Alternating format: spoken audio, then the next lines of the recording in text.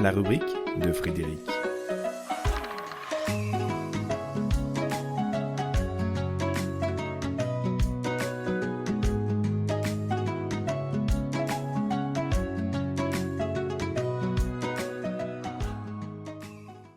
Le monde est fou. Tout semble s'accélérer, tout est conflit.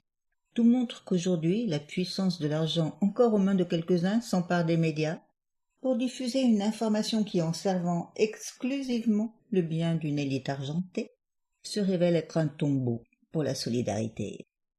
Celles et ceux qui ont su tirer leur épingle du jeu assument, au détriment de leurs semblables, leurs conditions de gagnants. Ils ont l'argent, le pouvoir, une certaine notoriété, et, ivres de leurs acquis, deviennent addicts à un libéralisme sans foi ni loi, ou porteurs de visions aussi exclusives qu'excluantes.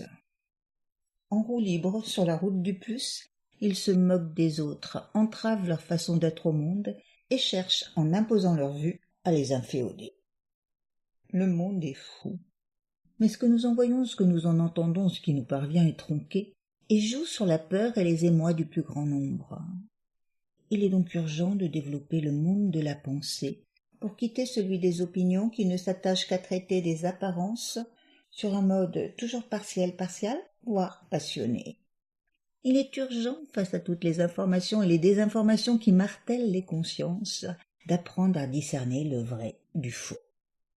Il nous revient dès lors d'entrer dans le monde du mental avec une vision inclusive, car sans ouverture du cœur, sans souci de l'ensemble, la seule pensée peut générer ou entretenir les séparatismes et les inégalités à l'origine de toutes les injustes relations.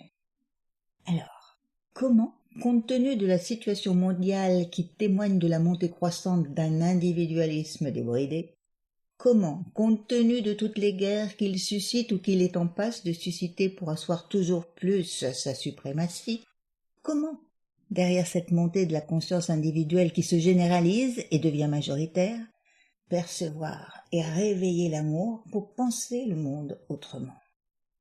La croissance exponentielle de la conscience individuelle chez de nombreux individus sur le globe témoigne de l'évolution de la conscience humaine.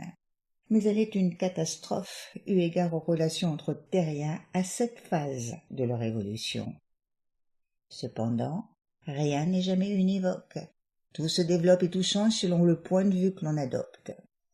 Les catastrophes présentes et à venir viendront à bout de toutes les certitudes de puissance et inciteront toujours plus d'hommes et de femmes à devenir accueillants, compréhensifs et aimants.